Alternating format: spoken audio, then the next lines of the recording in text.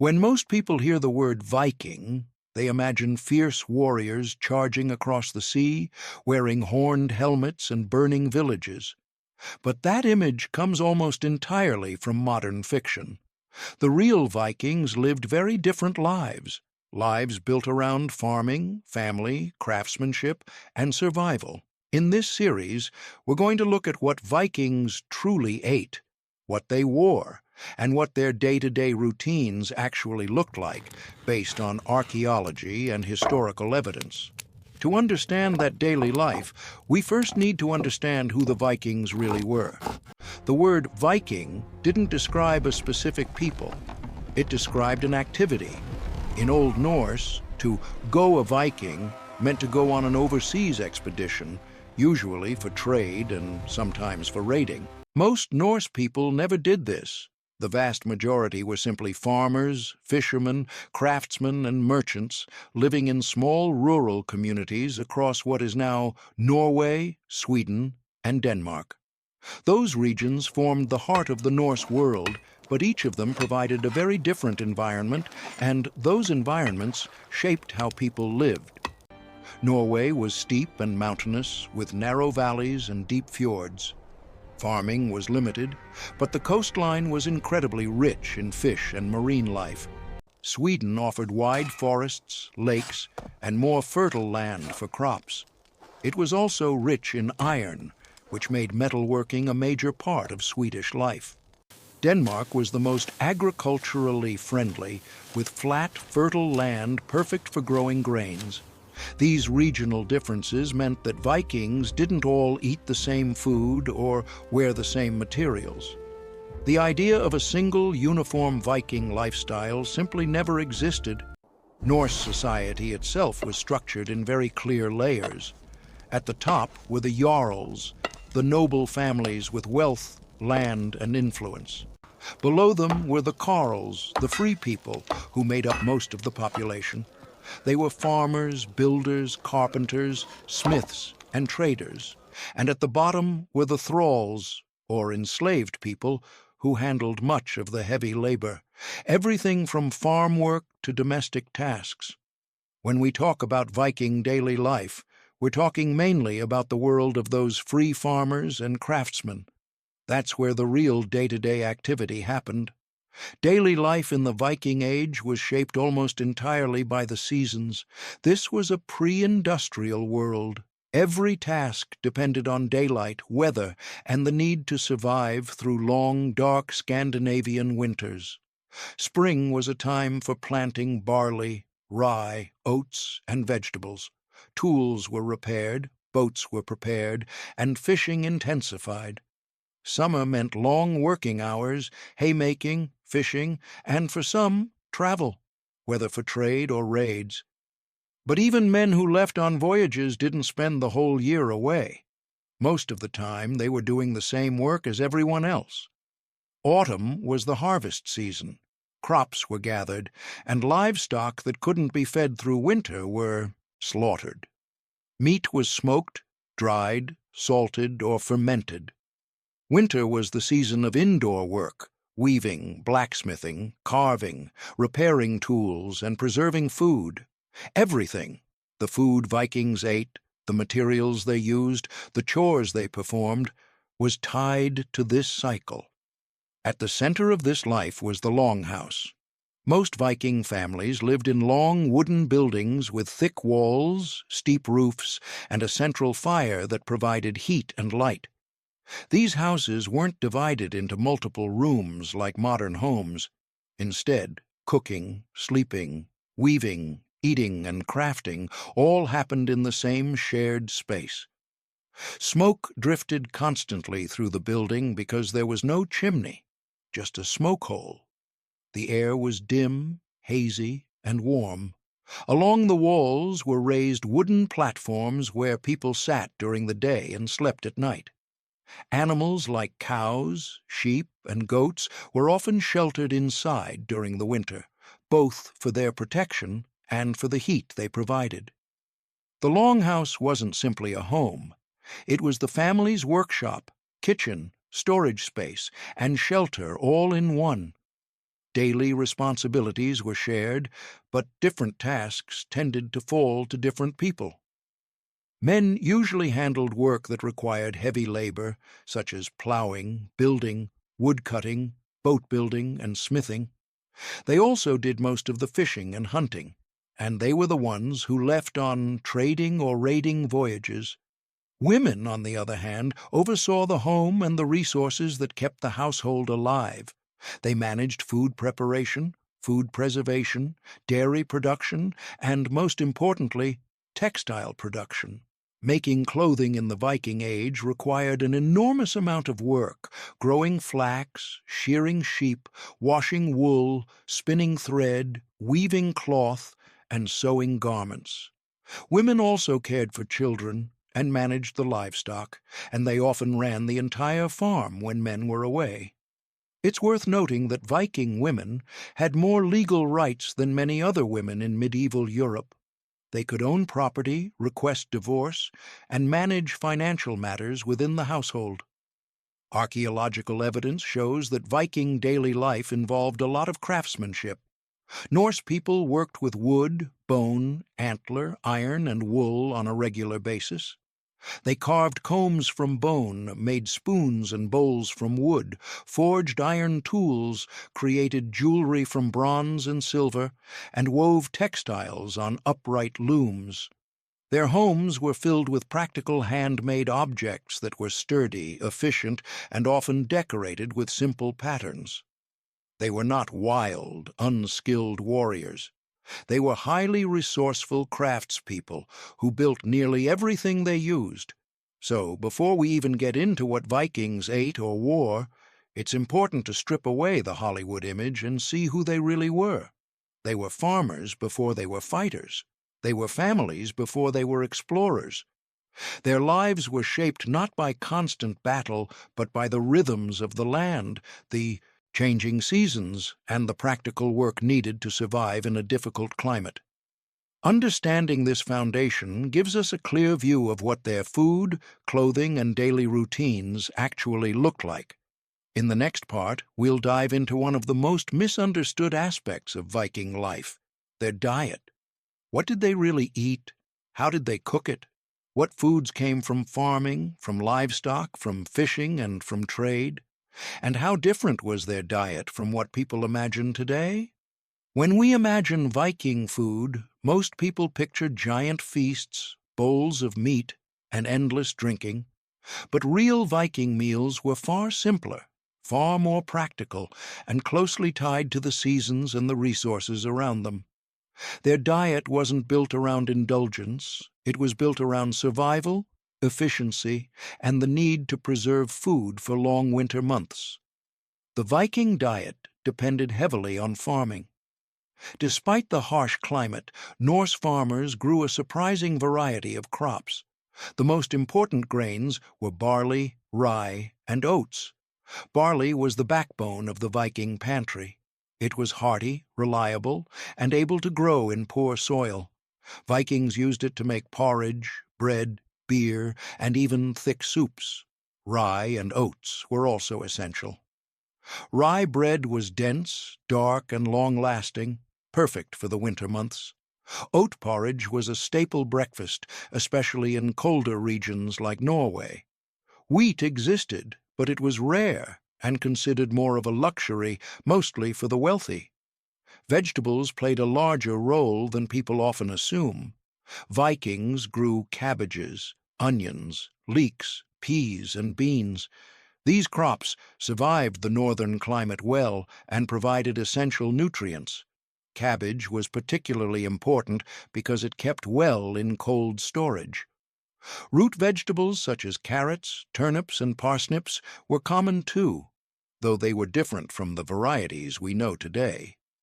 Viking carrots, for instance, were likely purple or white, not orange. Herbs were used for flavoring, but the Viking palate was simpler than ours. They used things like dill, mustard seeds, caraway, and juniper. Garlic was known, though not as commonly used as in southern Europe. Salt was valuable and not always easily obtained, so it wasn't used as freely as we use it today. Instead, Vikings relied heavily on smoke, drying, fermenting, and souring to preserve food and add flavor. Livestock was a major part of Norse life, but meat was not eaten daily. It was too valuable. Cows, sheep, goats, pigs, and chickens served multiple purposes. Cows were prized for milk. Sheep provided wool. Goats offered milk and meat. Pigs were useful because they could eat almost anything and fatten quickly. Chickens provided eggs. Animals were rarely slaughtered unless necessary, or during autumn processing for winter. When meat was eaten, it included beef, pork, mutton, goat, and poultry. Wealthier households might have more access to regular meat, while poorer families relied more on dairy and fish. Large quantities of meat came mainly during special occasions, feasts, or seasonal slaughtering before winter. Fish, however, was a constant.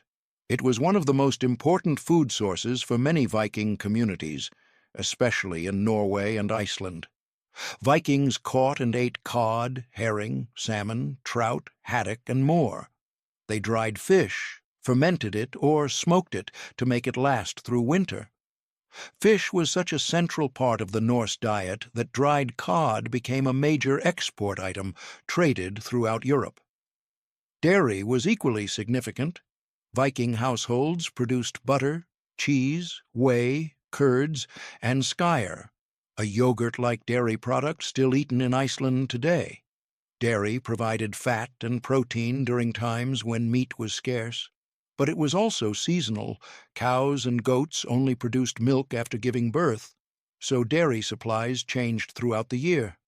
One of the most misunderstood aspects of Viking food is the idea that it was heavy, greasy, or bland. In reality, Viking meals were nutritious and balanced. A typical meal might be barley porridge with vegetables.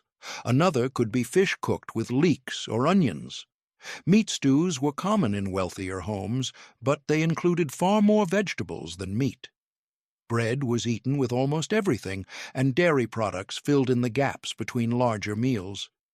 The Vikings also gathered wild food. They collected berries, blueberries, lingonberries, cloudberries, and used them fresh or preserved them by drying.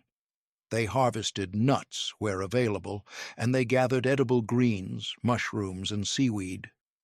Honey was their main sweetener, and bees were kept for honey production, which also played a key role in making mead. Mead wasn't an everyday drink. It was too expensive and labor-intensive to produce at large scale, but it showed up in celebrations and rituals. The cooking methods Vikings used were shaped by the tools they had. Most meals were cooked over an open fire inside the longhouse. A large iron pot hung over the flames, used to boil stews, soups, and porridges. Roasting was harder to do indoors, but it happened on special occasions. Griddles and flat stones were used to bake simple breads. Ovens were rare, except in wealthier homes, so bread was usually flat, dense, and cooked on a hot surface rather than baked in a chamber.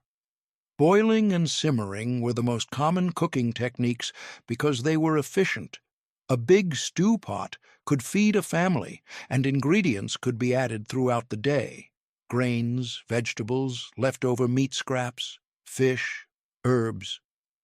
Much of Viking cuisine was essentially slow-cooked, practical, and filling. Food preservation was essential. The long Nordic winters demanded that Vikings store large amounts of food to survive months when nothing grew. They smoked fish and meat, dried them in the wind, salted food when salt was available, or fermented foods using traditional techniques. Fermentation wasn't just for alcohol. Fermented fish, fermented dairy, and soured vegetables were common. These methods not only extended shelf life, but also added variety to the diet. It's important to note that the Viking diet was not uniform across all regions. Norwegians depended heavily on fish and dairy. Danes ate more bread and pork. Swedes had more access to game and wild resources from forests. Wealth also determined variety. Noble households had access to imported goods such as spices, dried fruits, wine, and even almonds, while ordinary families rarely tasted such luxuries. Still, despite the differences in region and class, Viking food shared one important characteristic. It was practical. Everything was built around what the land provided and what the climate demanded. The Vikings weren't feasting constantly. They were eating what kept them alive and strong during unpredictable seasons and long voyages. Understanding what they ate gives us a clearer picture of their daily routines, their work, and even their health. And just as their diet was shaped by their environment, so too was their clothing, another part of Viking life that's often misrepresented in pop culture. In the next part, we'll explore what Vikings wore, how their clothing was made, what materials they used, and why their clothing design was surprisingly advanced for the time. When most people think of Viking clothing, they picture fur-covered warriors with enormous cloaks and rough, primitive outfits. But the truth is, Vikings wore clothing that was practical, durable, and much more sophisticated than popular culture suggests. Their garments were designed to withstand harsh climates, yet they were often well-tailored, carefully crafted, and even decorated. Clothing wasn't just something to wear. It reflected status, skill, and the hard work that went into producing every piece. To understand Viking clothing, we have to start with the materials. The two most important were wool and linen. Wool came from sheep, which were essential animals in Norse society. Not only did sheep provide meat and milk, but their wool was the backbone of Viking textiles. Wool was warm, naturally water-resistant, and easier to produce in northern climates than cotton or other fabrics. Women spent countless hours cleaning, carding, spinning, and weaving this wool into cloth. Viking wool wasn't rough like many imagine. Depending on the breed of sheep, it could be quite soft and fine. Linen came from flax plants, which the Vikings cultivated. Producing linen was a long process that involved harvesting the plants, drying them, soaking them, beating them, and then spinning the fibers into thread. Linen was usually used for undergarments or lighter clothing worn in warmer months. It was cooler than wool and felt better against the skin. Other materials existed, but in smaller quantities. Leather was used for belts, shoes, gloves, and sometimes tunics. Fur was used primarily for warmth, especially in regions with colder winters. Viking coats lined with fur were practical winter wear, not decorative warrior gear. Silk existed too, but it was extremely expensive and came through trade routes stretching from Asia and the Middle East. Only the wealthiest Vikings ever wore silk trim or silk garments. Men's clothing was practical and straightforward. The basic outfit included a wool tunic, usually knee-length, worn over a linen undershirt. The tunic's design allowed freedom of movement for work, farming, and combat. Men also wore trousers or leggings. The exact style varied by region. Some trousers were loose and baggy, while others were tight-fitting and secured with leg wraps. These wraps were long strips of wool cloth wound around the lower leg, providing warmth and protection and preventing trousers from snagging during work. A belt was worn around the waist, not just as decoration, but because it held essential tools. Vikings carried knives, pouches, fire-starting equipment, and sometimes small tools on their belts. Shoes were usually made from leather and constructed using simple stitching techniques. They were practical, not fancy, and needed regular repair due to the rough terrain.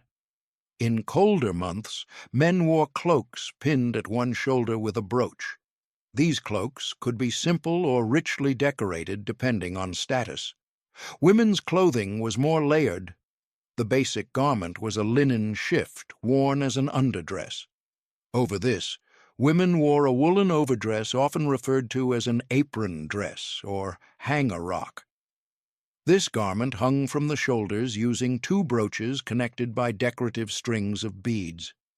These brooches are some of the most iconic artifacts found in Viking women's graves, and they show a remarkable variety of shapes, patterns, and materials.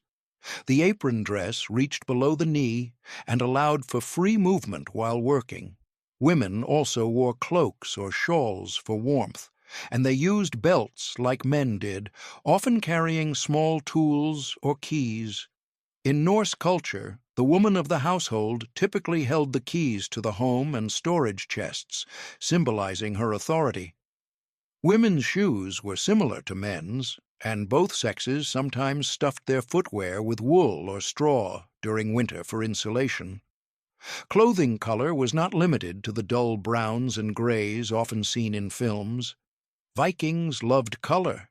They used natural dyes from plants, roots, bark, and insects to produce shades of red, blue, yellow, green, and purple. Bright colors were a sign of status because dyeing required extra labor and materials. Wealthier households could afford more vibrant shades or more refined cloth. Ordinary families still wore color, but often in more muted tones. Jewelry played a major role in Viking clothing. It wasn't just decorative, it showed wealth, identity, and craftsmanship. Men and women wore brooches, necklaces, arm rings, finger rings, and beads made from bronze, silver, and occasionally gold. Glass beads were popular and came from distant trade routes. Amber, found in the Baltic region, was another common material. Jewelry could be simple or incredibly detailed, and it often reflected the wearer's status. It's also important to remember that every piece of clothing took an enormous amount of labor to create. Spinning wool into thread was one of the most time-consuming tasks in Viking life. Women spent hours every day spinning, often while walking or tending to chores. Weaving cloth on a vertical loom required skill and strength. Sewing garments by hand demanded patience and precision. Clothing wasn't disposable. Every piece was valued, repaired, and reused until it couldn't be used anymore. Old garments were turned into children's clothes, rags, or patches. For protection in battle, Vikings didn't wear the armor we see in movies. Warriors typically wore padded garments beneath their clothing, and wealthier fighters might wear chainmail shirts. But chainmail was expensive, so most warriors went into battle wearing ordinary wool tunics with an added layer of protection, like a thick cloak or leather vest. Helmets were simple, rounded, and made of iron. And no, none of them had horns. That myth was invented centuries later by artists and stage designers. The practicality of Viking clothing reflects the practicality of Viking life. They dressed for labor, weather, and survival, but they also appreciated beauty. Decorative stitching, woven patterns, colorful fabrics, and intricate jewelry show that they valued appearance and craftsmanship. Clothing communicated identity, your region, your wealth, your role in the household, and even your profession. Everything a Viking wore came from the landscape around them: sheep in the fields, flax in the soil, and the trade routes that stretched across their world. Their clothing wasn't crude or savage. It was functional, thoughtful, and often surprisingly elegant. It was shaped by the climate, the social structure, and the incredible amount of work put in by the people who made it. Now that we understand what Vikings ate and what they wore, we can look more closely at what their typical day actually looked like: the work, the routines, and the tasks that filled their lives from sunrise to sunset. To understand what life was really like for the Vikings, it's important to picture an ordinary day. Not a raid, not an expedition, not a feast, but the everyday rhythm that defined almost every moment of their existence. For most Norse people, daily life was structured around work, family, and survival. The tasks were countless, the labor was constant, and everyone, Men, women, and children had responsibilities. A typical Viking day began early. There were no clocks, but people rose with the sun and the needs of the farm. The longhouse would gradually come alive as the central fire was stirred back to life. Smoke would rise into the roof, carrying the smell of wood, wool, and yesterday's food. Light was limited, so mornings depended on the faint sun filtering through small openings in the walls or roof. The first tasks of the day were often the most essential: checking animals, tending the fire, and preparing simple morning meals like porridge or leftover stew. Men and women then moved into their daily routines, which varied depending on the season. In spring and summer, men often headed outdoors to the fields. Plowing and planting happened early in the year, using wooden plows pulled by oxen. The soil in Scandinavia was not always easy to work, especially in rocky or uneven regions, so preparing the land required strength, patience, and teamwork.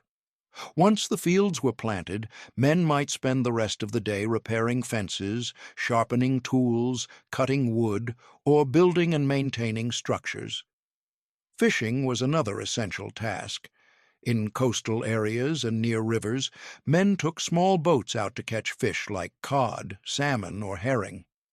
Fishing could be a full-day job, and the catch was often preserved immediately, dried in the sun, smoked, or salted. In some communities, fishing was more important than farming, and entire families depended on the sea for their survival. Women's days were equally demanding. Much of Viking life depended on women's labor, especially in managing the household. Food preparation alone took hours each day. Grinding grain into flour was done by hand using quern stones, heavy, large stones that required physical effort to turn. Baking bread, churning butter, preparing dairy products, and cooking meals consumed a significant portion of the day. Women also spun wool, wove cloth, sewed garments, and maintained the family's clothing. Textile production wasn't an occasional activity, it was a constant one. A single tunic could take weeks of labor from raw wool to finished garment. Besides textiles, women cared for children, managed livestock when men were away, and oversaw household stores of food and supplies. Children worked as soon as they were old enough. Young boys herded sheep or goats, gathered firewood, fetched water, and learned the skills of farming, fishing, or craftsmanship from their fathers. Girls helped with weaving, spinning, cooking, and caring for younger siblings. Childhood in Viking times wasn't long. By age 10, children were active contributors to the household. Their future roles depended on learning these skills early. Throughout the day, Vikings worked with tools they often made themselves. Carpenters shaped wood into boats, furniture, and tools. Blacksmiths forged iron for knives, nails, hinges, and farming equipment. Leather workers crafted shoes, belts, saddles, and bags. Even farmers needed woodworking and smithing skills to maintain their tools. Work was not specialized to the degree it is today. Most people were multi-skilled out of necessity. Meals were simple and practical. The midday meal might be a stew made from barley, vegetables, and whatever meat or fish was available. Bread was common, often dark, dense, and cooked on a griddle. Dairy products like cheese or skyr provided protein. The Vikings didn't have sugar, but they sweetened food with honey when they could afford it. Meals were eaten quickly, usually with wooden bowls and spoons. Cutlery was minimal, and knives served multiple purposes: eating, carving, and working. As the day continued, chores shifted. In summer, the long daylight hours meant extended work periods. People cut hay for winter feeding, tended gardens, repaired nets, or collected wild berries and herbs. In the autumn, families harvested crops, slaughtered animals they couldn't feed through the winter, and preserved as much food as possible. The work never truly stopped, it only changed with the season. Winter brought a different kind of routine. Outdoor farming slowed, but indoor tasks increased. The longhouse became the center of all activity. People repaired clothing, made tools, carved wood, crafted jewelry, and prepared stored food. The fire burned almost constantly, and families gathered around it for warmth and light. Winter was also the season of storytelling. This was when sagas, myths, and histories were recited, often by memory, helping pass long, dark hours and preserving cultural knowledge. Despite the heavy workload, Vikings also had social and communal responsibilities. Men had obligations to attend assemblies called things, where disputes were settled, laws were discussed, and decisions were made collectively. These gatherings were central to Viking society as they emphasized law, order, and community. Religious duties were also woven into daily life. The Vikings believed in a complex pantheon of gods, Odin, Thor, Freya, and many others, and rituals or small offerings were made regularly. Sacred groves, stones, or household altars provided places for simple ceremonies. Religion wasn't a separate event. It was interwoven with daily tasks, seasons, and personal milestones. Trade was another important aspect of Viking life. Even small communities exchanged goods. Farmers traded wool or cheese for tools or fish. Artisans traded their crafts for grain or livestock. Larger markets formed at key locations, creating opportunities for travel, exchange, and cultural contact. Not all Vikings traveled long distances, but many had access to goods from far beyond Scandinavia. Amber, glass beads, metalwork, spices, and textiles. A Viking day gradually wound down as the sun set. With limited artificial light, work naturally ended early. Families gathered in the longhouse to share an evening meal. The fire provided warmth, but not much brightness, so activities in the evening were quieter, repairing clothing, carving small items, or listening to stories. People slept on raised wooden platforms covered with straw, wool, or furs. Privacy didn't exist the way we think of it today. The entire family, and sometimes servants or thralls, slept in the same large room. Even though life was difficult and physically demanding, Viking communities were tightly knit. Cooperation was essential. Neighbors helped each other with seasonal tasks. Families supported one another in hard winters, and social bonds were critical to survival. This daily routine, shaped by work, weather, and family, was the true Viking world, not constant battle, not endless adventure, but steady, practical labor that supported their society. Understanding this everyday life lets us see the Norse people not as mythical warriors, but as hard-working families navigating a challenging environment with skill and resilience. To get a fuller picture of Viking daily life, it helps to look closely at the work they performed across the many trades and skills that kept their society functioning. The Vikings were not just farmers and sailors. They were carpenters, blacksmiths, textile workers, potters, shipbuilders, fishermen, hunters, and traders. Norse communities were built on a foundation of skilled labor, and most people knew how to do several different tasks out of necessity. One of the most important skills in the Viking world was woodworking. Wood was everywhere in Norse life. Houses, ships, tools, furniture, storage chests, bowls, spoons, and even toys were made from wood. Carpenters and woodworkers shaped planks, beams, and posts using iron tools like axes, adzes, chisels, and saws. The level of craftsmanship was impressive. Viking chests, for example, were sturdy, finely made, and often decorated with carved patterns. Boats required precise joinery and knowledge of how wood behaves in water and weather. Even simple everyday objects like cups or ladles showed careful shaping and a good eye for design. Blacksmithing was equally essential.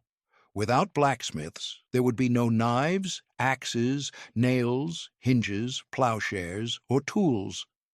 Ironworking in the Viking Age was difficult and required experience. Blacksmiths heated iron in charcoal forges, hammered it into shape on anvils, and quenched it in water. They made weapons as well, but weapons were only one part of their work. Most of their time was spent producing tools for farming, carpentry, and daily tasks. Iron was valuable, so broken tools were recycled rather than discarded. A blacksmith could reshape old metal into new tools, giving iron a long life. Textile work, handled mostly by women, was one of the most time-consuming and skills-intensive activities in Viking life. From shearing sheep to weaving cloth, every step required patience and practice. Spinning wool into thread using a drop spindle was slow and constant work. Women spun while walking, watching animals, or supervising children. Weaving on a vertical loom took strength and coordination. Creating a single piece of clothing could involve days or weeks of labor. Textiles weren't just clothing. They were also sails for ships, blankets, bags, and household items. Well-made cloth was a valuable commodity for trade, and Viking textiles were respected throughout northern Europe. Pottery and boneworking were also common crafts. Vikings shaped clay into jars, bowls, and storage vessels. Their pottery wasn't as decorative as some other cultures, but it was strong, functional, and well-made. Bone and antler were used to make combs, needles, knife handles, gaming pieces, and decorative items. These materials were surprisingly durable, and many pieces survive today in excellent condition, giving us insight into the everyday objects Vikings carried and used. Hunting played a role in supplementing the Viking diet, especially in forested areas of Sweden and Norway. Hunters used bows, arrows, spears, and traps to catch deer, elk, boar, hare, and wild birds. Hunting required knowledge of the land, patience, and skill.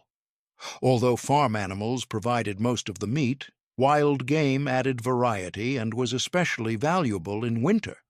Fishing, however, was far more important than hunting. In many Viking communities, particularly along the coast, fishing was a daily activity. Men used nets, lines, hooks, and small boats to catch fish. Cod, herring, and salmon were especially important. Some fishing trips lasted hours, others lasted days. Fish were cleaned and preserved immediately, dried in open air, smoked over low fires, or salted when salt was available.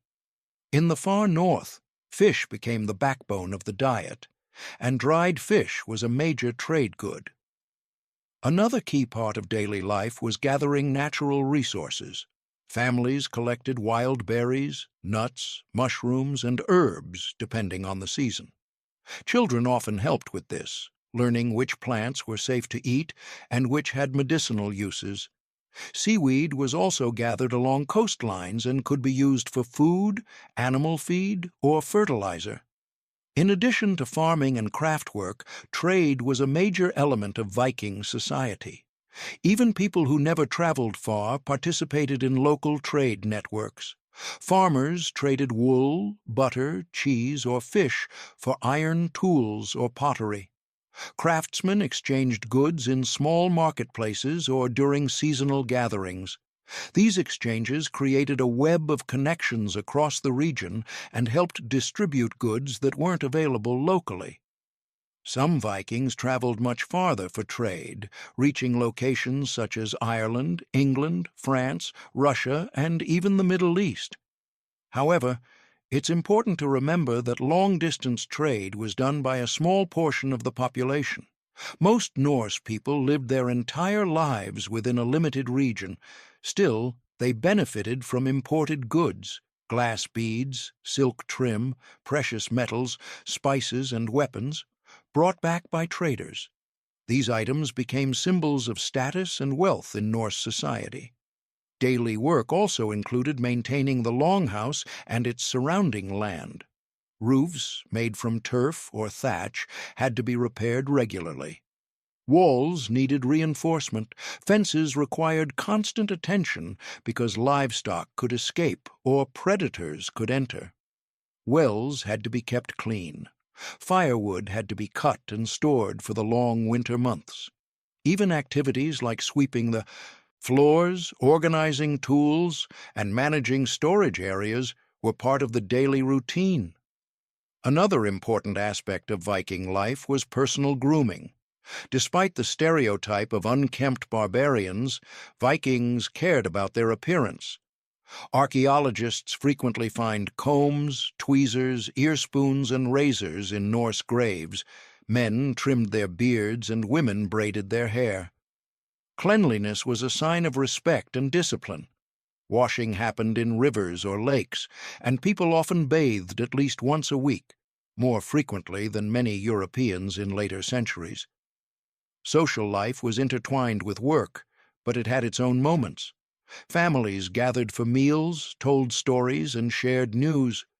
Large gatherings happened during seasonal festivals or religious celebrations, which included feasting, drinking, music, and games. Physical games like wrestling, stone lifting, and competitive swimming were popular. Board games, such as Hnefatafl, a strategic game similar to chess, were also a common pastime.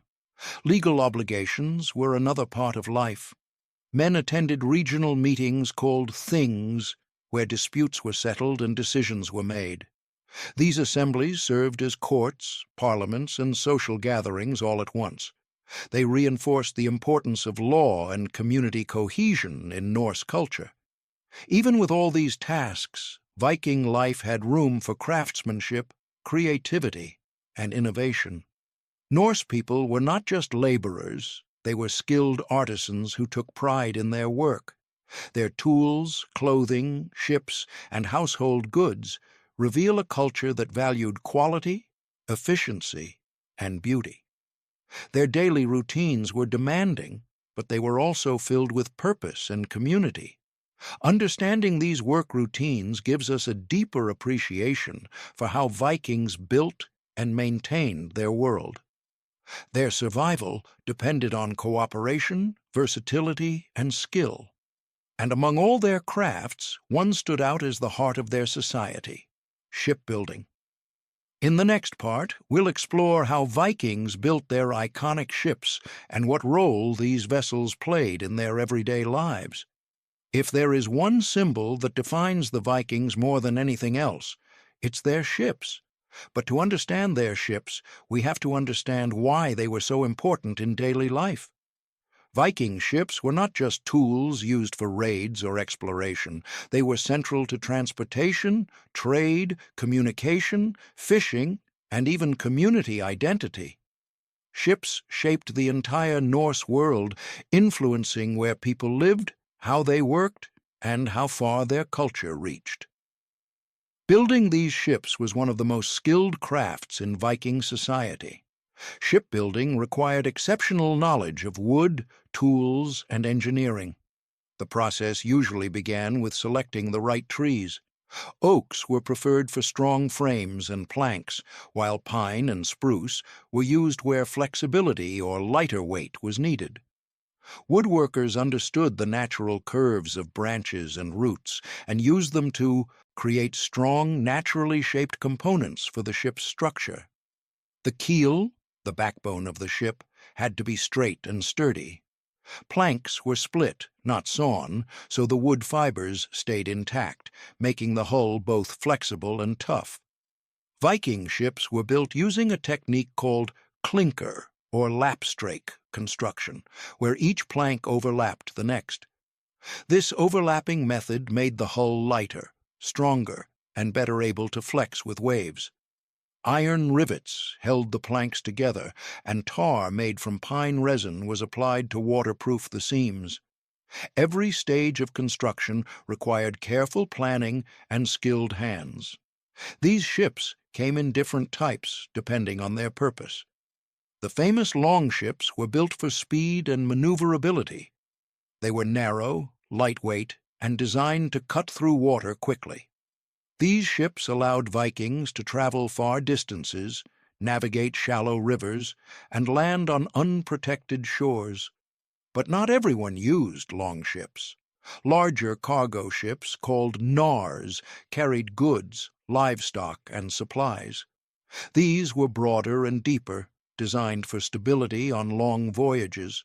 For everyday needs, smaller fishing boats and ferry boats transported people and goods between local communities. For many Vikings, the sea was a part of everyday life. Even those who never traveled far relied on boats for fishing, gathering resources, or visiting nearby settlements. Rivers, lakes, and coastlines served as natural highways, often easier to navigate than rough forested land. Boats connected isolated farms to larger communities.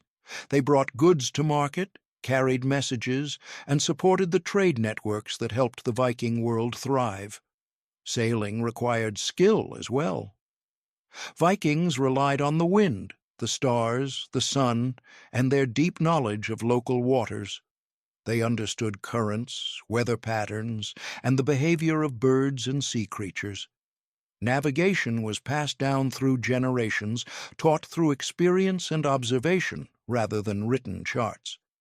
Even children learned early how to handle small boats, tie knots, and help with fishing lines. A ship was more than a tool. It was a source of pride. The craftsmanship displayed in the curves, carvings, and construction reflected the skill of the builders. Wealthy families commissioned ships decorated with ornate carvings on the prow or stern, often shaped like animals or mythological creatures. These carvings weren't just decoration, they symbolized protection, identity, and prestige. A well-made ship raised a family's status and served as a marker of their power and influence. Maintaining ships was also a major part of daily routine. Wood required constant care. Tar had to be reapplied, sails repaired, ropes replaced, and hulls inspected for wear. These tasks were essential, especially before long voyages. A ship that wasn't maintained could become dangerous quickly, especially in cold northern waters where storms could appear without warning. On land, ships also played ceremonial roles. Some Vikings were buried in ships, or buried with ships, symbolizing their importance in life and their journey into the afterlife. Even people who weren't wealthy sometimes had miniature ships placed in their graves.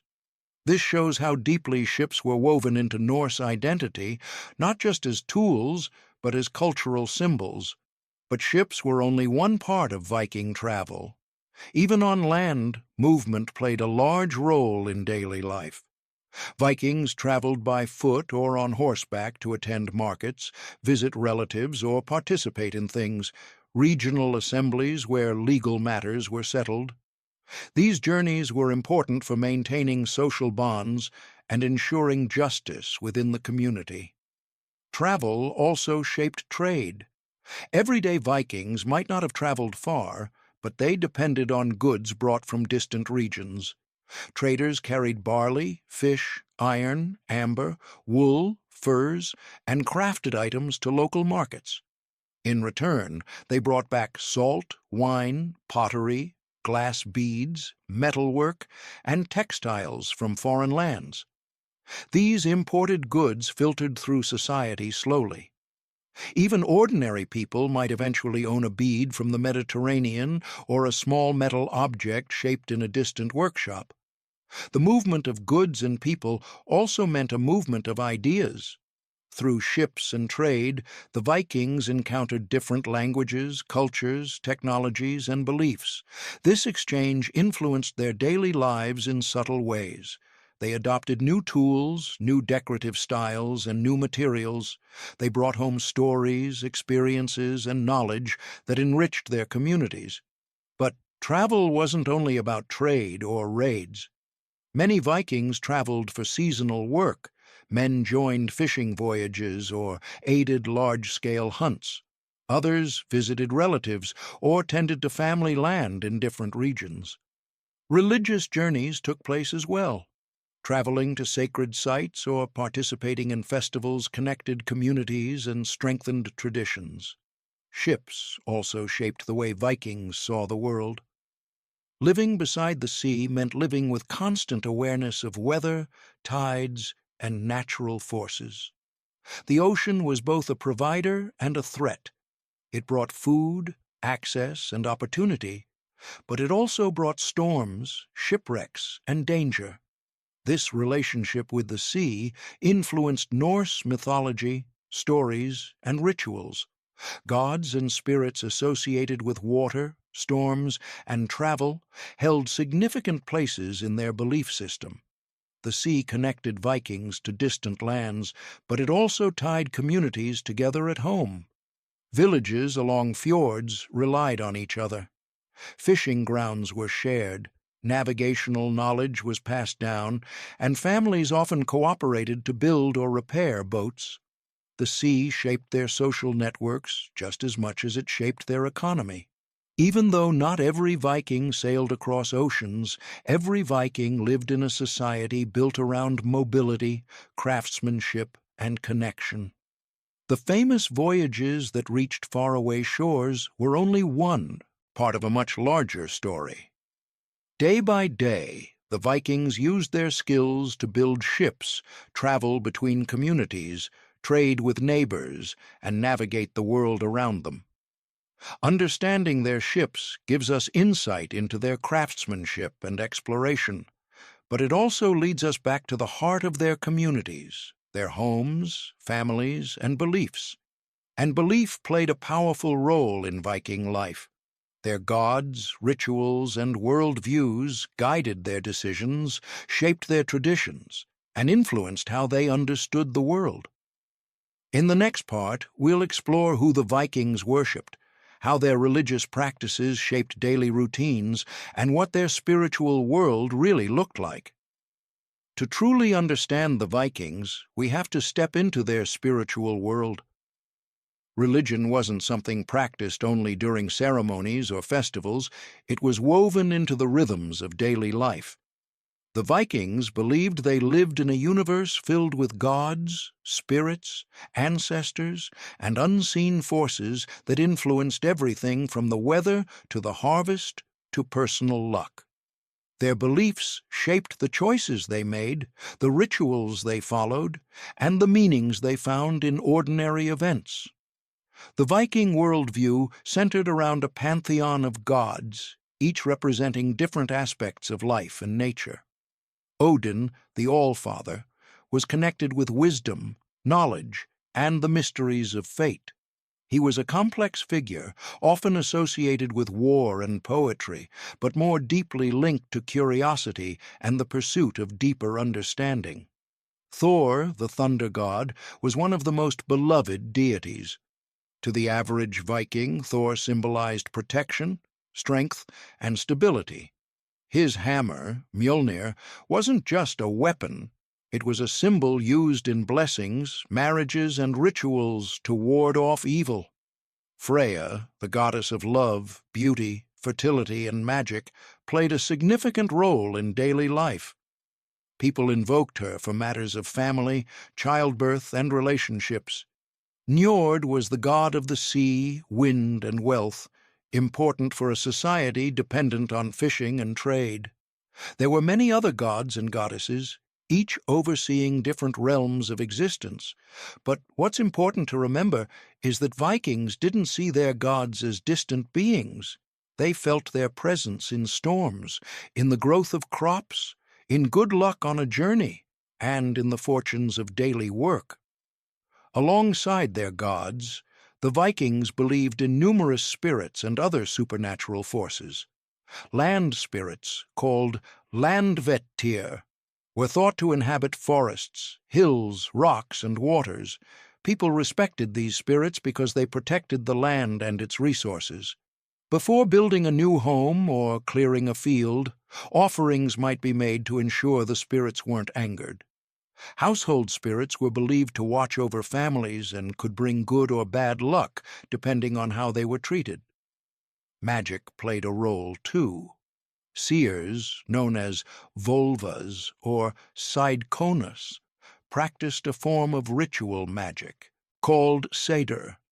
These women held high spiritual authority and were often sought out for guidance, prophecy, or healing. They traveled from community to community performing ceremonies, offering their visions, and connecting with forces beyond the physical world. Their presence in society shows how deeply spiritual knowledge mattered, even in a practical, hard-working culture. Religion influenced daily practices in subtle ways. Many households had simple altars or sacred spots where offerings were made. These offerings weren't elaborate. A small portion of food, a splash of ale, or a crafted object placed respectfully was enough. The belief was that maintaining good relationships with the gods and spirits would bring protection, prosperity, and luck. Seasonal festivals were some of the most important events in Viking life. These gatherings honored the gods, marked the changing seasons, and strengthened community bonds. Yule, the winter festival, celebrated the return of the sun and involved feasting, drinking, storytelling, and rituals dedicated to ensuring good fortune in the coming year.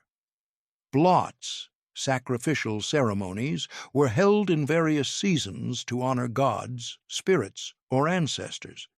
These events varied in scale. Some were small family gatherings, while others involved entire communities. Ancestor worship was another key element of Norse religion. The Vikings believed the dead continued to influence the living. Families honored their ancestors by maintaining burial mounds, preserving heirlooms, and passing down stories. Ancestral memory carried a strong sense of identity, linking families through generations. It wasn't uncommon for people to name children after respected ancestors, continuing their spirit's influence in the family line. Despite their rich mythological world, Viking religion didn't revolve around strict doctrine or sacred texts. Their beliefs were passed down orally through stories, rituals, and traditions. Knowledge came from elders, storytellers, and religious specialists. This oral nature meant that beliefs were flexible, evolving from region to region and adapting to local customs.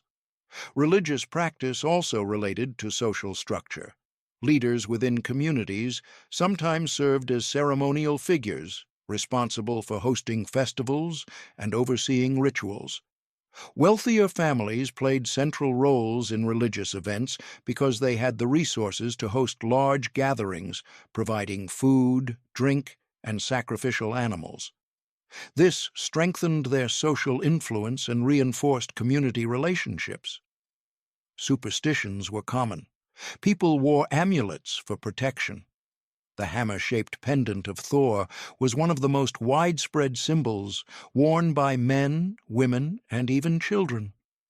Runes, the letters of the Viking alphabet, were believed to hold magical power. They were carved onto weapons, amulets, and everyday objects to bring luck or ward off harm. Some runes were used specifically to encourage strength, protection, or prosperity. Even simple acts could have spiritual meaning. The way a traveler greeted a household spirit, the way a fisherman cast his nets, or the way a farmer prepared his fields often reflected a deeper respect for unseen forces. These beliefs provided comfort, structure, and meaning in a world shaped by uncertainty and harsh conditions. Death carried its own set of rituals and beliefs. Vikings believed that the dead traveled to different realms depending on how they lived and died. Warriors might go to Valhalla or Folkvanger, guided by Odin or Freya. Others went to Hel, a realm that wasn't necessarily a place of torment, but simply another part of the afterlife. Burial customs varied widely. Some people were buried with tools, weapons, jewelry, or everyday objects. Others were buried in boats or boat-like graves, symbolically preparing them for their journey into the next world. The belief in an afterlife provided comfort and helped families cope with loss. As Christianity began spreading through Scandinavia in the later Viking Age, religious practices gradually changed. For a time, old beliefs and new ones existed side by side. Some families adopted Christianity while still holding on to older traditions, and many Viking Age objects show a mixture of symbols. This transition happened slowly, not through sudden conversion, but through decades of cultural blending.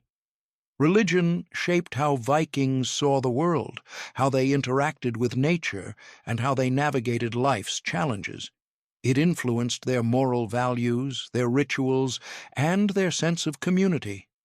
But to fully understand their society, we also need to look at how they organized themselves, how families functioned, how laws were enforced, and how justice worked.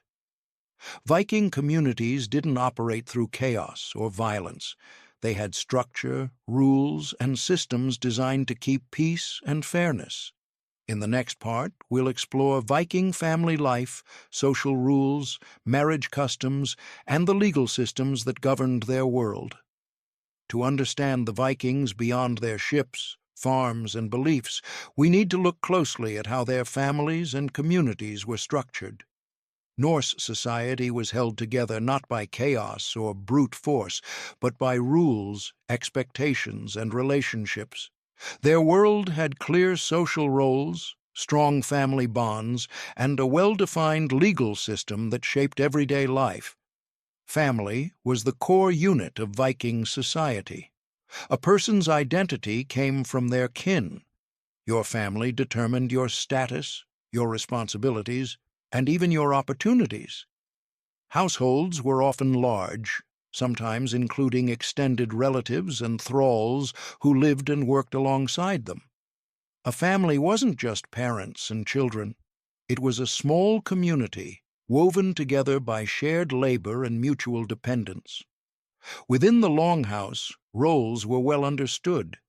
The head of the household, usually an adult man, was responsible for representing the family in public matters, legal disputes, negotiations, and community gatherings. But women held powerful positions within the home. The woman who managed the household controlled the food stores, the textiles, the dairy production, and often the keys to storage chests. Those keys symbolized authority.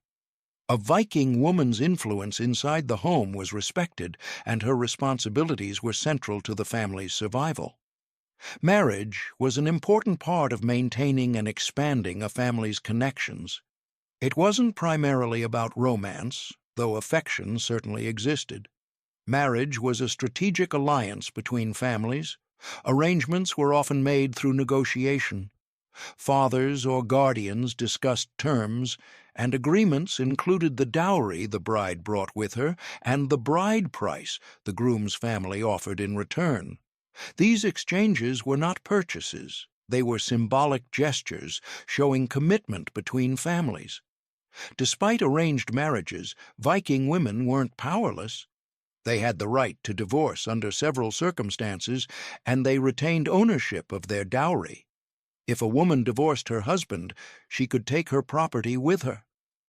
This gave women a degree of economic independence unusual for the medieval world.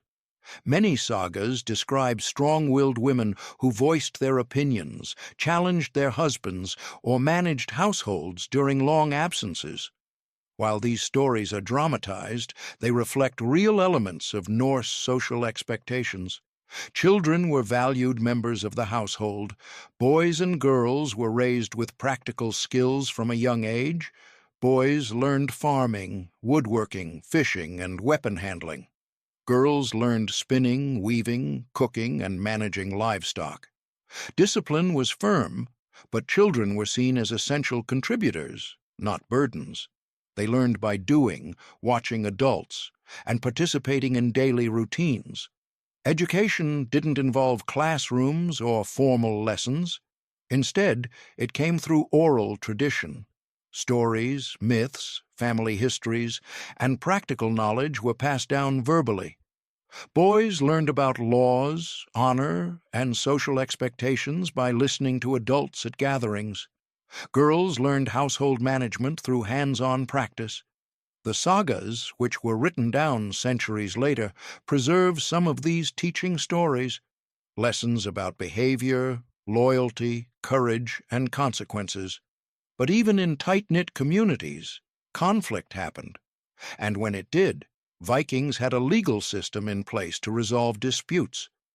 Their laws were not written but memorized by legal specialists called law speakers. These individuals recited laws aloud at community assemblies, ensuring knowledge remained consistent across generations.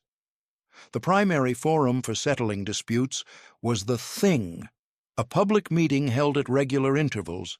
At the Thing, people gathered to hear cases, negotiate settlements, and make decisions. These assemblies functioned like courts, parliaments, and social gatherings all in one. Attendance was both a duty and a right for free people. The Thing gave ordinary individuals a voice in their community. Viking law emphasized restitution rather than punishment. If someone committed a crime, the goal wasn't imprisonment, it was compensation. For example, if a man injured another man, he owed a fine based on the severity of the injury. If someone stole property, they had to repay its value plus additional compensation. These payments helped maintain peace and prevent cycles of revenge. In more serious cases, such as killing, the offender could be declared outlawed. Outlawry meant a person lost all legal protection and had to leave the community. Anyone could harm or kill an outlaw without consequence.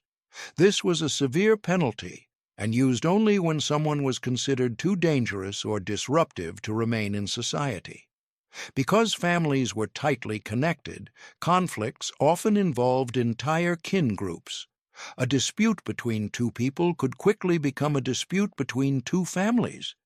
That's why the legal system emphasized negotiation, fairness, and maintaining balance.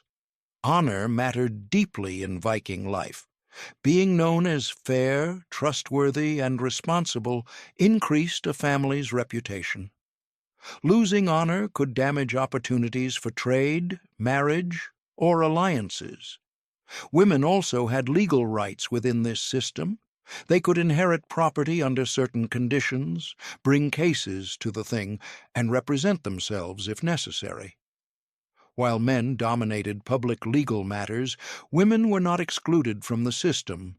Their rights were protected in ways that were advanced compared to many contemporary societies. Community cooperation helped prevent disputes in the first place. People relied on one another for survival. Neighbors helped with large tasks like building houses, harvesting crops, or repairing boats. If a family faced hardship, others often contributed food or labor. This sense of mutual responsibility strengthened social bonds and reduced conflict. Hospitality was another key value. Travelers could expect food, shelter, and safety when arriving at a household. Turning away a visitor, especially in winter, was considered dishonorable. Hosting guests wasn't just kindness, it was a reflection of personal and family reputation. The Vikings believed that generosity brought luck and favor from gods and spirits. Festivals and gatherings reinforced these social connections. Seasonal events like midwinter feasts, harvest celebrations, and communal sacrifices brought families together. These occasions were filled with feasting, drinking, storytelling, and games. They also served as opportunities for settling disagreements, arranging marriages, and strengthening alliances. Through these practices, marriage customs, family bonds, legal assemblies, and social gatherings, the Vikings created a stable society in a harsh environment. Their lives were shaped by cooperation and shared responsibility. They valued independence but also understood the importance of community. Their laws and traditions were practical, designed to keep the peace and ensure survival. With the foundations of family and society in place, we can now explore how Vikings interacted beyond their immediate communities, how they traded, traveled, and connected with the wider world. The Viking Age wasn't isolated. It was a time of movement, commerce, and cultural exchange. When most people think about Viking travel, they imagine epic voyages across oceans and dramatic landings on foreign shores. And while those journeys did happen, they were only one aspect of a much larger picture. The Vikings lived in a world connected by trade routes, markets, and networks of exchange that stretched across continents. Even ordinary Norse families, who never sailed far from home, were part of a system that linked Scandinavia to Europe, Asia, and the Middle East.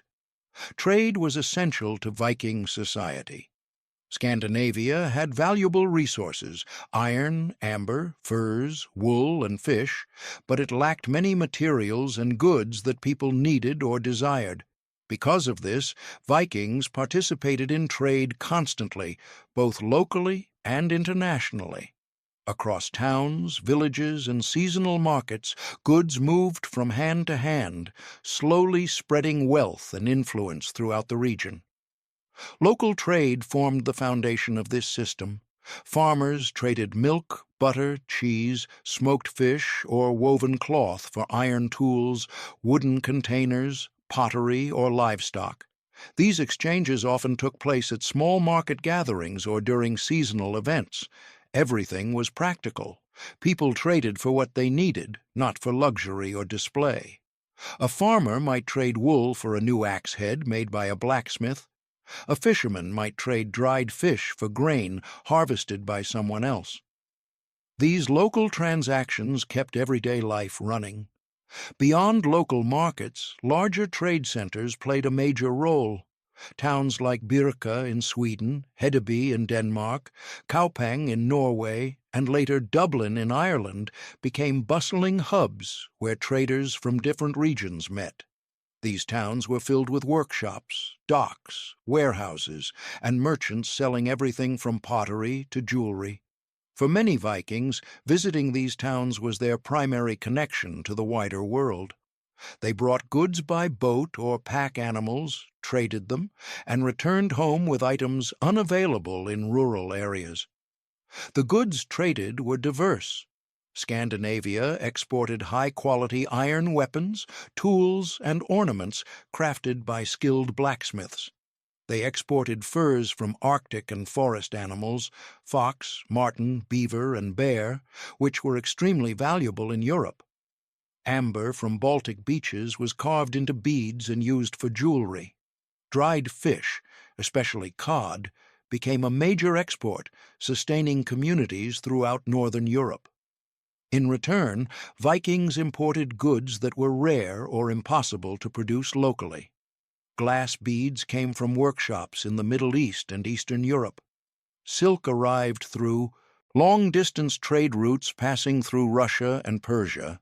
Silver, highly valued in Norse society, came through trade or as payment from foreign rulers. Spices, dyes, and fine metalwork found their way into Scandinavia, adding color and variety to Viking life. Trade didn't just happen within Scandinavia.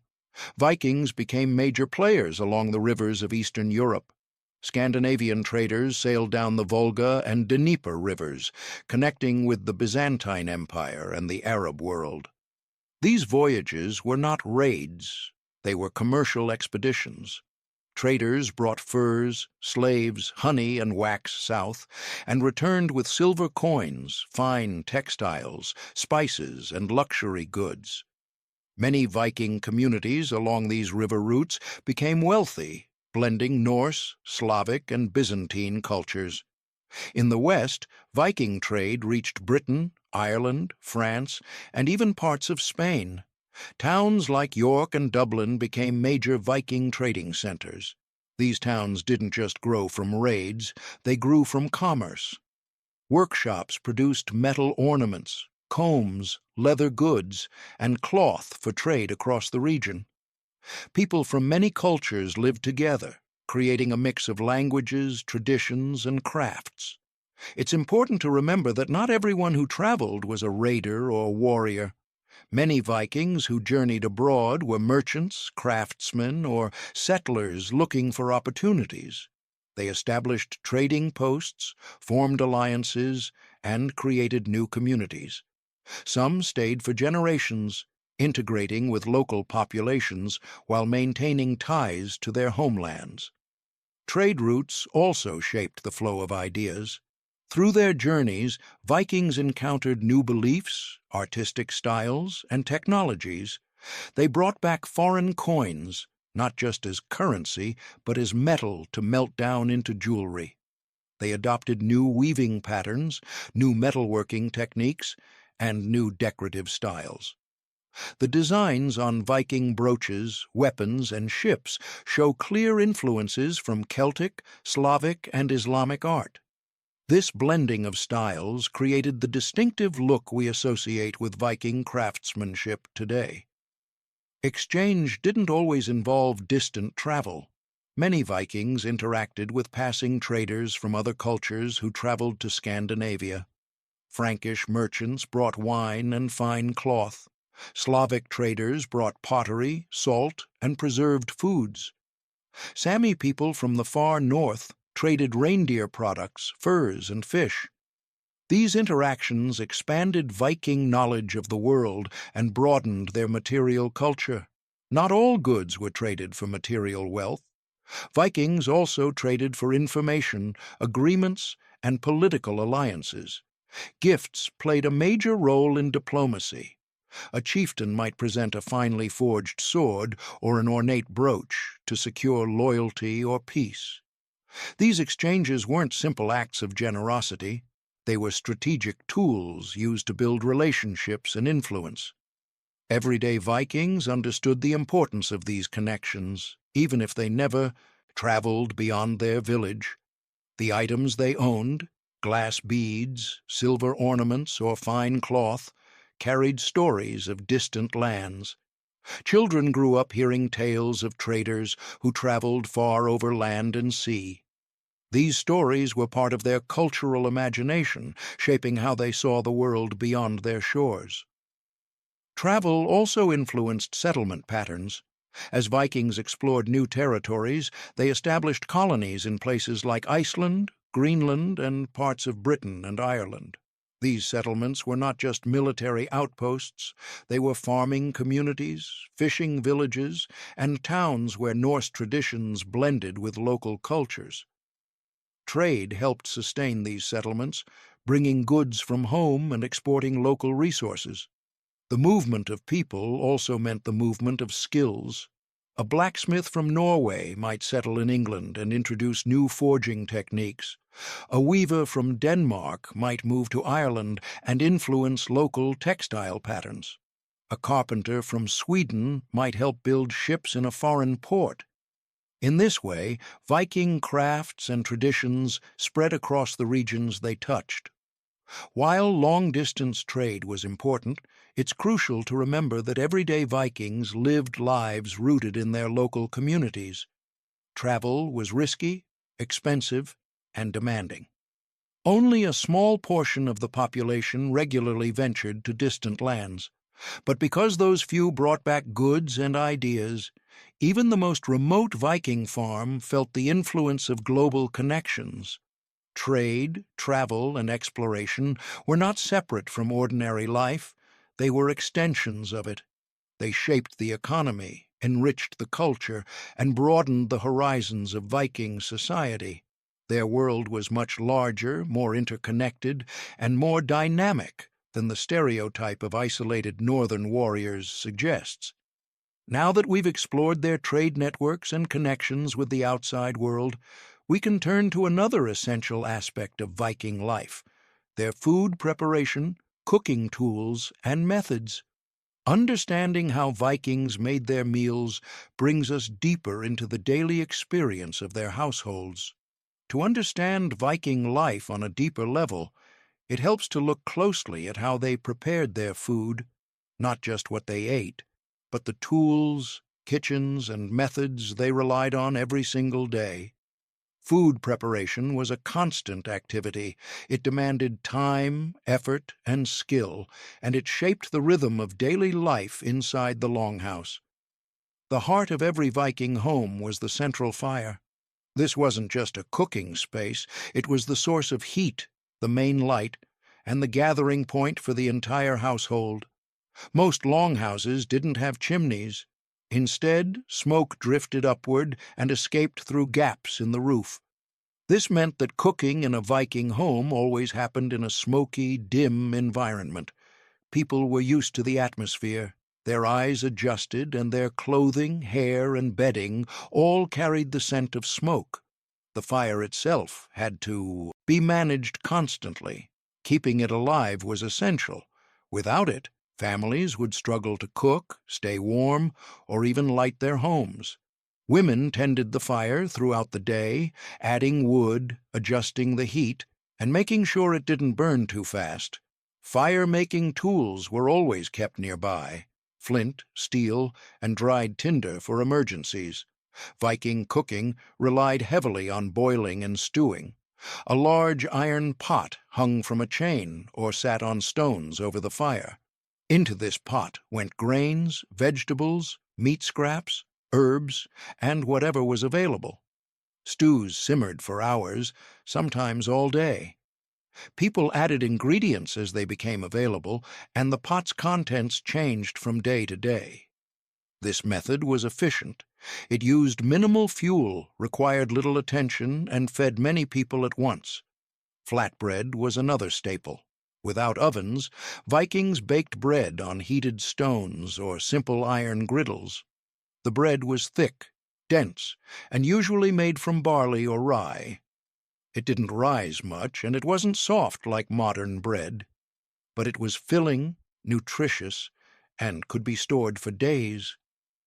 Bread dough was often mixed in wooden bowls and kneaded directly on wooden boards. Grinding grain was one of the most labor-intensive tasks in the household. Vikings used hand-powered quern stones, two heavy circular stones, one on top of the other. Grain was poured into an opening, and the upper stone was turned by hand, crushing the grain into coarse flour. This task was slow, repetitive, and physically demanding. It was often done in the early morning or whenever there was a spare moment. In many households, grinding grain was a daily necessity. Meat and fish required different forms of preparation depending on the season. Fresh meat was consumed mostly in autumn, after livestock were slaughtered for winter. The rest had to be preserved. Smoking was a common technique. Meat or fish was hung in a smokehouse or above the longhouse fire, where low, steady smoke cured it slowly. This added flavor and extended its shelf life. Drying was another method. Fish in particular could be air-dried outdoors, becoming tough, lightweight, and ideal for storage or travel. Salting was used less frequently because salt was expensive and not always easy to obtain. Fermentation played a significant role in Viking food storage. Vegetables could be preserved in pits or jars, sometimes with a brine-like mixture. Fermented fish and fermented dairy products were common in certain regions. These foods weren't considered unusual or unpleasant. Fermentation was simply part of daily life. It provided nutrients and variety during long winters when fresh food was scarce. Dairy preparation required constant attention. Milk from cows, goats, or sheep was consumed fresh when available, but more often turned into butter, cheese, or skyr. Butter was churned by hand, often using wooden churns. Cheese was made by curdling milk, separating the solids, and pressing them into forms. Skyr, a cultured dairy product similar to yogurt but thicker, was a staple, especially in Iceland. These dairy foods were valuable because they stored well and provided protein and fat. Cooking utensils reflected the Vikings' practical mindset. They used wooden bowls, wooden spoons, iron knives, and simple clay or soapstone cooking vessels. Wooden items were easy to make, repair, and replace. Iron tools were more precious and carefully maintained. A Viking family might own only a few knives, each used for cooking, eating, and general daily tasks. Pottery varied by region.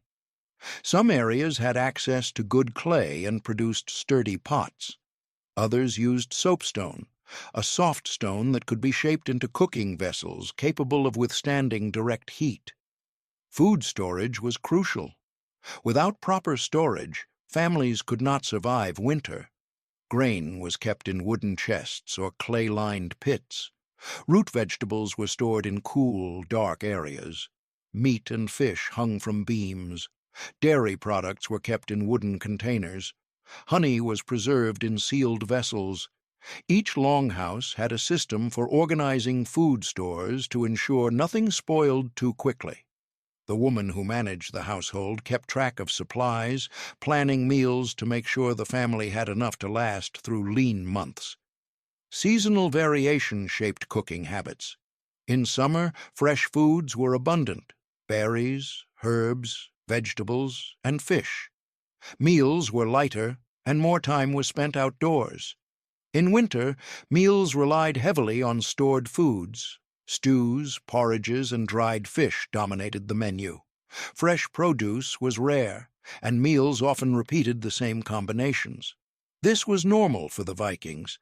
They understood the cycles of nature and accepted seasonal limitations. Even though Viking food was practical, it wasn't bland. They used herbs like dill, thyme, mustard seed, and caraway to add flavor. They added berries to porridges, meat dishes, or baked breads. Sour flavors were common because of fermentation. Sweet foods were rare, but honey provided occasional treats. Alcoholic drinks like beer and mead appeared at celebrations and sometimes at everyday meals in small quantities. Beer was safer to drink than untreated water in some areas, and even children consumed diluted versions of it. Meals were communal. Families gathered around the fire, sharing food from common bowls or passing around wooden plates. Eating wasn't silent. It was a social time. People discussed the day's work, told stories, and made plans for tomorrow. Even in the simplest households, meals helped bring the family together. Cooking wasn't just a necessity, it was a reflection of community strength and household skill. A well-prepared meal signaled good management. The ability to store food through winter showed wisdom, and the capacity to feed guests or neighbors displayed generosity, which increased a family's honor. By understanding how Vikings cooked, stored, and preserved their food, we understand how they survived in a harsh climate and how much daily life depended on teamwork, planning, and resilience. But food was only one part of their personal routines. To complete the picture, we need to look at Viking hygiene, grooming, clothing maintenance, and everything they did to care for their bodies and appearance. One of the biggest misconceptions about the Vikings is that they were dirty, unkempt, and careless about their personal appearance. In reality, hygiene and grooming were important parts of daily life. Archaeologists consistently find grooming tools, combs, tweezers, razors, ear scoops, and toothpicks in Viking graves of all classes. This tells us something very simple but very significant. Vikings cared about how they looked. Cleanliness wasn't just about physical comfort, it was connected to dignity, respect, and even social status. A well-groomed appearance showed discipline and self-respect. Many sagas mention characters being described as well-kept, handsome, or neat, all of which were considered admirable traits. Keeping oneself well-groomed suggested reliability and competence, qualities valued in both men and women. Daily grooming began with hair. Viking men and women kept their hair clean and orderly. Women often wore their hair long and braided, partly for practicality and partly because long hair was associated with femininity and beauty. Braids kept hair tidy during work and protected it from tangling. Men's hairstyles varied. Some wore their hair long, others trimmed it shorter, especially if they frequently worked around fire or tools. Beards were common, but they were shaped and trimmed. Many men used simple razors made from iron to neaten the edges of their beards. A long, unstyled beard was not typically admired. It was seen as careless. Combs made from bone or antler were extremely common. Almost every Viking carried a comb, often attached to a belt pouch or worn in a small case. These combs were beautifully carved, showing how important grooming was. Combing hair wasn't just about style. It helped maintain hygiene by removing dirt, bugs, and debris. Bathing habits may surprise people. While full baths weren't possible every day, Vikings washed regularly. Rivers, lakes, and springs were used for bathing during warmer seasons. In winter, people washed using bowls of heated water inside the longhouse. Weekly bathing was common enough that other Europeans commented on it. In fact, medieval chroniclers sometimes complained that Viking men were too clean and too attractive, suggesting that their grooming habits gave them advantages in social situations. Saturday in Old Norse was called Laugardag, meaning washing day. The name itself shows how routine bathing was. On this day, families washed clothing, hair, and bodies if possible. Cleanliness became part of the weekly rhythm. Clothing maintenance was also part of personal care. Wool garments absorbed odors but were easily aired out. Vikings regularly hung their clothes near the fire to dry and deodorize. Clothing wasn't washed constantly. Soap was precious, but it was beaten, brushed, and smoked to keep it fresh. Linen undergarments were washed more often because they absorbed sweat and were easier to clean. The Vikings even used forms of soap. They made a basic soap using plant ash and animal fats. This soap wasn't luxurious, but it worked for washing skin and hair. Some historical sources suggest Vikings might have used lye solutions to lighten their hair, though this may have been more common in certain regions than others. It's possible that lighter hair became fashionable or symbolically important, but even if not widespread, it shows the Vikings experimented with appearance. Teeth were cared for as well. Toothpicks made from metal or bone are common archaeological finds. Vikings didn't have modern toothpaste, but they cleaned their teeth using water, sticks, and abrasive powders made from crushed bones or charcoal. Dental health varied, but evidence suggests many Vikings had surprisingly good teeth. Their diet was low in refined sugar, which helped prevent cavities. Nails were trimmed using small iron tools. Ear scoops, tiny spoons used to clean ears, were carried on grooming kits. Tweezers were used to pluck stray hairs. All these items were stored in small cases or hung from belts. For the Vikings, grooming wasn't hidden or private. It was a normal, accepted part of life. Smell was another element Vikings managed daily. Living in a smoky longhouse with animals, cooking fires, and crowded sleeping areas meant odors were constant. Herbs were sometimes used to freshen clothes or bedding. Aromatic plants like juniper, mint, and birch leaves might be placed near sleeping areas or added to wash water. These everyday practices made longhouse life more pleasant and kept personal spaces cleaner. Personal appearance also had social meaning. Jewelry, such as brooches, beads, rings, and armbands, wasn't just decorative. It reflected a person's identity, wealth, and craftsmanship. Men and women wore jewelry proudly, and even poorer individuals often had at least one decorative piece. These items were cleaned and cared for like any valued possession. Perfumes weren't common, but some Vikings used scented oils.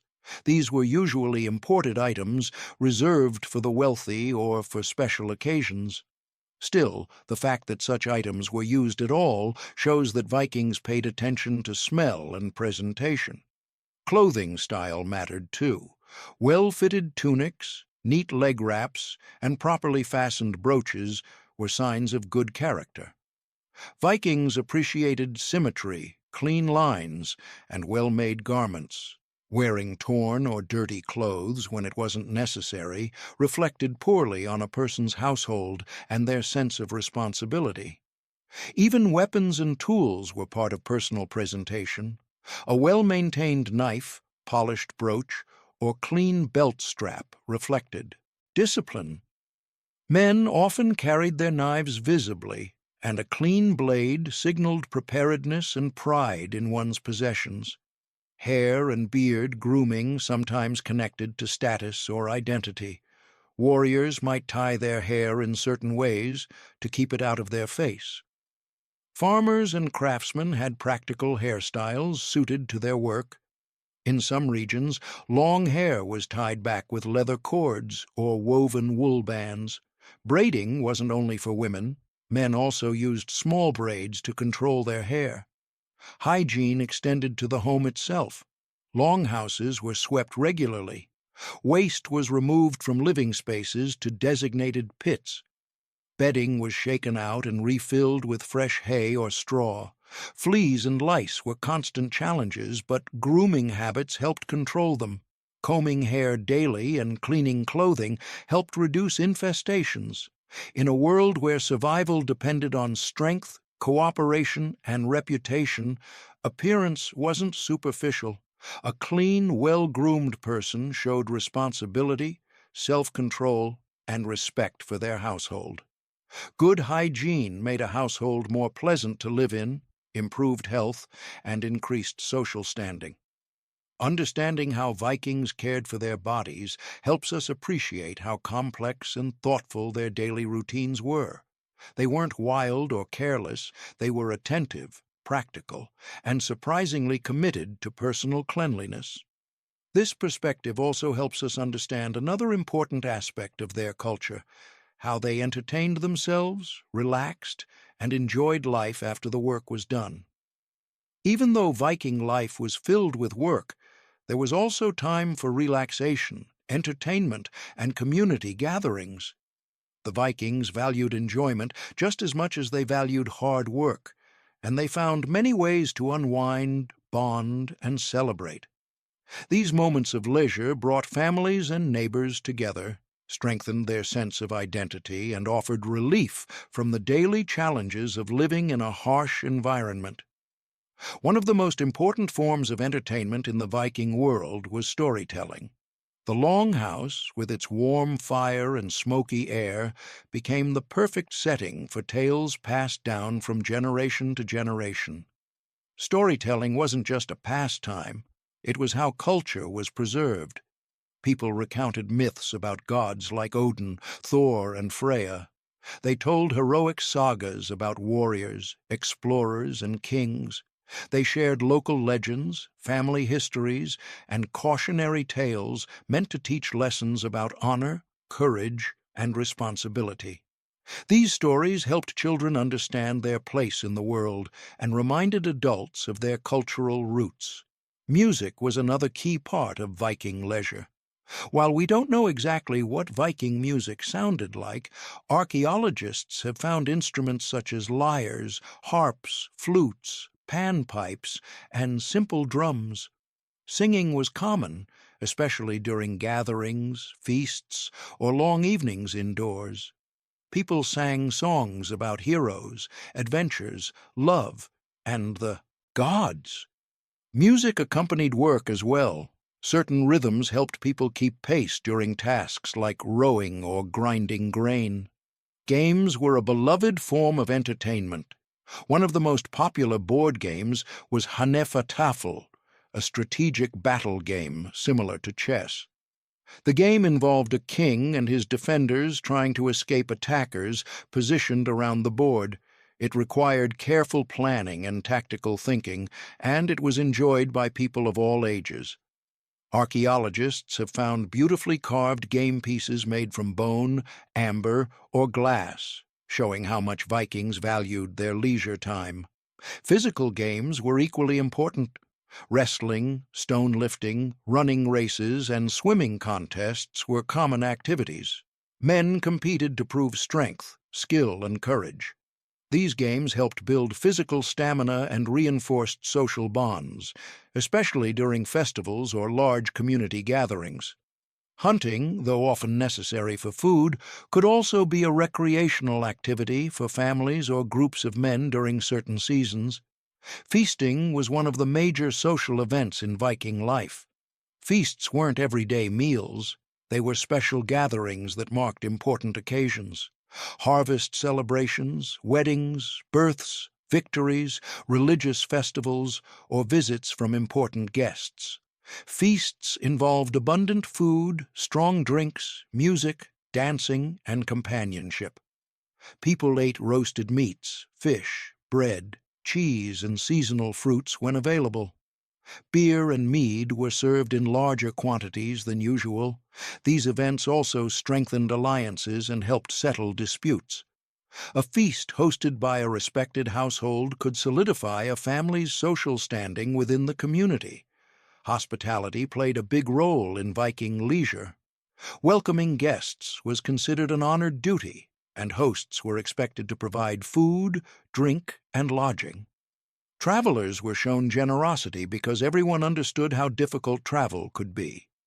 Guests repaid this kindness with stories, news from other regions, and sometimes gifts.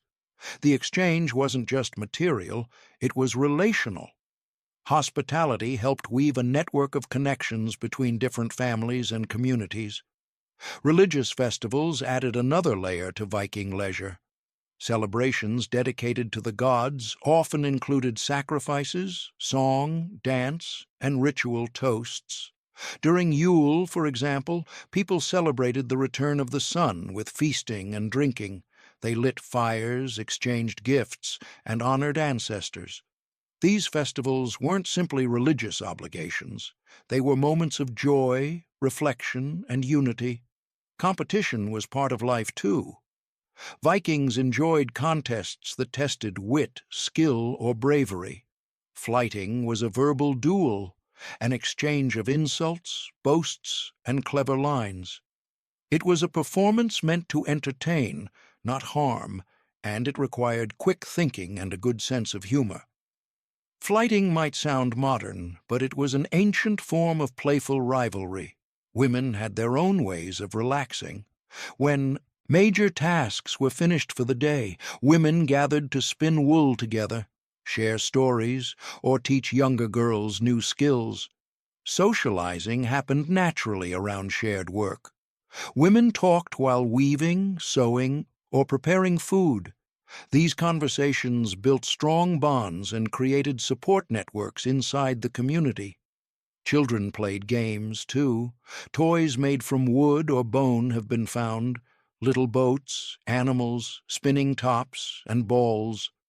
Children played tag, hide and seek, and practiced with small wooden weapons. Their play often mirrored adult activities, preparing them for future roles while still giving them time to have fun. Even simple activities like carving were forms of relaxation. Many Viking men carved small designs into wood, bone, or antler during quiet moments. These carvings weren't always elaborate. Sometimes they were decorative patterns. Other times they were tools or small gifts. Craftsmanship and leisure blended naturally in their world. Drinking was part of Viking social life, but it wasn't constant or excessive. Alcohol was reserved mostly for special events or gatherings. Daily work required clear thinking and focus, so people didn't drink heavily except on particular occasions. Drinking had social rules. People toasted the gods, their ancestors, their families, and their hosts. A good host made sure everyone's cup was kept full during a feast, and it was considered disrespectful to refuse a drink offered in friendship. Many of these leisure activities reinforced the values that were central to Viking culture: strength, wisdom, generosity, and loyalty. Through games, stories, and celebrations, Vikings taught their children what mattered. They strengthened their communities and reminded themselves of the identity they shared. Even in a world as demanding as the Viking Age, people carved out moments to enjoy life. They laughed, sang, played, and celebrated. They took pride in their culture, cherished their families, and found joy even in small moments at the end of a long day. This brings us to the final part of our exploration. Now that we've looked at nearly every aspect of Viking daily life, their food, clothing, work, beliefs, hygiene, and leisure, we can look at the bigger picture. We can bring all these details together and understand who the Vikings truly were, beyond the myths and stereotypes that have survived into modern times. After exploring what Vikings ate, what they wore, how they worked, how they traveled, what they believed, and how they spent their free time, we can finally step back and see the full picture of their daily lives. What emerges is a world far richer, far more complex, and far more human than the popular image of horned, helmeted warriors charging into battle.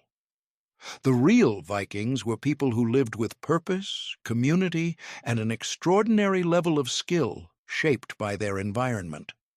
The Vikings' world was built on adaptation. They lived in a northern climate that tested them constantly. Winters were long, harsh, and dark. Summers were short, but full of work that had to be done quickly. Survival depended on understanding the land, the weather, and the resources available. This environment produced people who were practical, resilient, and deeply connected to nature. Their food reflected this reality. Vikings ate what their land and waters provided: grains, fish, dairy, vegetables, and preserved meats. Their cooking methods were simple but effective, designed to stretch resources through the toughest months. Food preparation was a shared responsibility, and the act of preserving food for winter required planning, cooperation, and constant labor. Meals weren't grand feasts every day. They were steady, practical dishes meant to keep families nourished and strong. Their clothing followed the same pattern, functional but surprisingly refined. Wool, linen, leather, and fur were transformed into garments that kept them warm, dry, and ready for work. Viking clothing was well-tailored, brightly colored, and decorated with beautiful jewelry. Every piece of fabric represented countless hours of labor. Textiles weren't just clothing. They were the result of skill, patience, and artistry. A Viking's daily work rhythm was shaped by the seasons: farming, fishing, woodworking, metalworking, and maintaining the longhouse filled most days. The Vikings were highly skilled workers. They were master shipbuilders, capable of creating vessels that could cross oceans, yet navigate shallow rivers. They were expert carpenters, blacksmiths, and craftsmen. Their tools and techniques were practical, efficient, and often elegant. When we admire a Viking ship today, we're not just admiring a vehicle, we're admiring the peak of their craftsmanship. Their beliefs added another layer to their lives. The Vikings lived in a world filled with gods, spirits, and unseen forces. Religion wasn't just about rituals. It was a worldview that gave meaning to their struggles and successes. Their gods represented strength, wisdom, beauty, and nature. Their myths helped them understand the world, taught lessons, and preserved cultural identity. Religious festivals brought communities together in celebration, marking important transitions in the year. Family life grounded everything. The Vikings valued kinship and cooperation. A strong household was essential for survival. Everyone contributed: men, women, children, and thralls. Women were central to the functioning of the household. They oversaw food stores, textile production, dairy work, and domestic management. Their authority inside the home was respected, and their rights under Viking law were stronger than many societies of the time. The Viking legal system reinforced fairness and balance. The thing, their community assembly, wasn't just a meeting, it was the backbone of their justice system. Disputes were settled through compensation, negotiation, and public judgment. Outlawry was rare, reserved for the most serious cases. This system kept peace within communities that had no formal government or centralized authority. It showed a deep respect for order and community responsibility. Despite their hard work, Vikings made room for joy. They told stories, played games, sang songs, competed in strength contests, and celebrated with feasts. Their longhouses were filled with laughter, music, and the warmth of shared meals. Even simple moments, like carving a pattern into a piece of wood or teaching a child how to play a board game, added richness to their days. Leisure wasn't just relaxation, it was a way to strengthen community bonds. Trade and travel connected them to the larger world. While not every Viking journeyed across oceans, those who did brought home goods, stories, and ideas from distant lands. Their world was global in ways we don't always imagine. They traded with the Middle East, Europe, and Asia.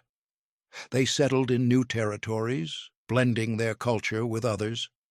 This exchange shaped their tools, art, and daily practices. Norse societies weren't isolated. They were dynamic, curious, and outward-looking. Yet for all their travels, most Vikings lived their entire lives close to home. Their world was built around farms, family, neighbors, and the routines that carried them through each season. They woke with the sun, worked with purpose, celebrated when the time was right, and slept side by side inside warm, smoky longhouses. Their lives were demanding, but they were filled with meaning rooted in community, tradition, and connection to the natural world. When we set aside the myths, the raids, and the Hollywood imagery, we discover a society that was far more grounded than dramatic. They were not defined by violence. They were defined by resilience. They weren't guided by chaos. They were guided by responsibility. Their strength didn't come from constant battle. It came from cooperation, craftsmanship, and the determination to survive in a challenging environment. The Vikings were farmers, builders, artists, traders, storytellers, and explorers. They were mothers, fathers, children, and elders. They were practical, intelligent, and resourceful. Their daily routines reveal a picture of a society built not on raids or conquest, but on skill, family, and community. And that is the real story of Viking life. Not the exaggerated legends, but the everyday reality. The meals cooked over smoky fires, the wool spun into clothing, the boats carved from timber, the songs sung during long winters, the festivals held under starlit skies, and the deep respect for land, gods, and kin. Understanding their daily world brings the Vikings to life in a way no myth or battle tale ever could. It shows us that behind the stories of warriors and longships were real people who worked, loved, celebrated, and persevered, people whose lives were rich, complex, and every bit as meaningful as our own.